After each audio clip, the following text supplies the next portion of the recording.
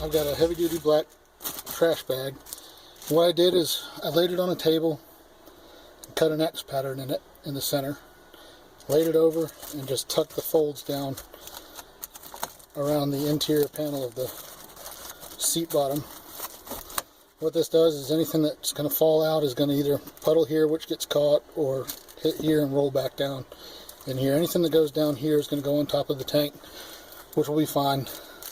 Much better than having it on the inside of the car.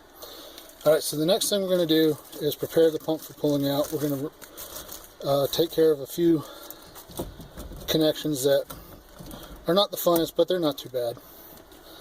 Alright, for this I use my index finger and a pair of needle nose pliers. These tabs, I've seen where some people try and push them out. That's actually not the correct way to remove these. The correct way is these are the same as the ones on top, and they're a push. You can see when you push it spreads out. So we'll just slide the needle nose plier tips in between the pump lid and the bucket. Don't put too much pressure until you're pushing in on that tab. And then we're gonna, if you watch, push that in until these spread out, and then we're just going to gently push down, and off it comes.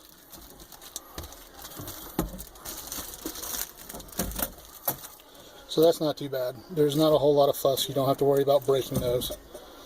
Alright, with that done, what I find easiest now is to kind of lay this back out of the way. Make sure that we're not going to leak any fuel or anything again. And the next obstacle we have is there are inside here, I don't know if you can see, not a lot of light. Let me get a flashlight. Okay, so if we look down in, you can see my tank is full. My father's tank. This was unplanned, and the car is down, and we decided to do some modifications while the water pump was getting replaced. So the recommendation is that you do this on a quarter tank, which will make it much simpler. If you see down here this line, you can see the corrugated that connects to the top of the pump, which is the white with the two leads, and you can see it has a tab on it, and that's a push tab just like the one that we just removed. So I will use the needle nose pliers again to pinch that and to disconnect that line. And then behind it you can see the black corrugated line. There's two of them. Once we remove the feed line, those just simply pop right out. And once those are clear, the tank will actually, or the bucket will pull straight out from the top. Alright, so let me set you back up, and I will proceed to, sorry if I'm winning, this is very awkward, and having the camera here puts me in a really awkward angle.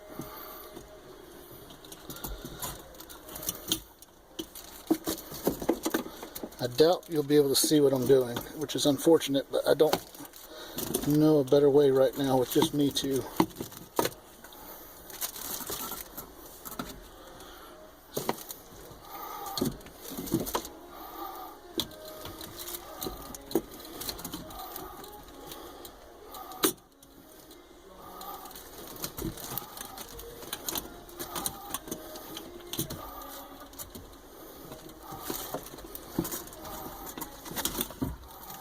Okay, so the feed line is now off and out of the way, and now these black lines, we're just going to pop them right out and push those off to the side. Okay, now I'm going to resituate my bag so that it's not in the way of the pump bucket coming out. It's also a good idea to have some towels handy.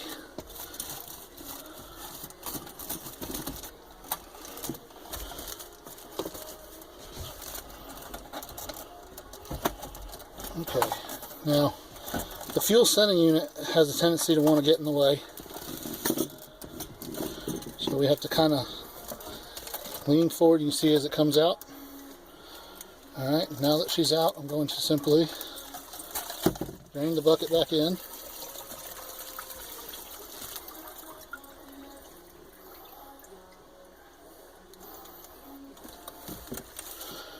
Okay.